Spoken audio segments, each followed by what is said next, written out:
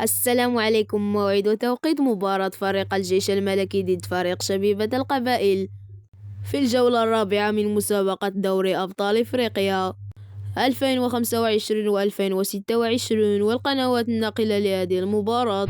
قبل معرفة التوقيت، المرجو الاشتراك في القناة ليصلك كل جديد. سيستقبل فريق الجيش الملكي نظير فريق شبيبة القبائل على ملعب المجمع الرياضي الأمير مولاي عبد الله في مباراة الجولة الرابعة، وستقام هذه المباراة المرتقبة بين الفريقين يوم السبت 31 يناير 2026 على الساعة 8 مساء بتوقيت المغرب وتونس والجزائر، والتاسعة مساء بتوقيت مصر، والعاشرة مساء بتوقيت السعودية إن شاء الله. ومن المرتقب نقل هذه المباراة على قناة بي إن سبورت 2 بتعليق نوف الباشي أو المغربية الأرضية.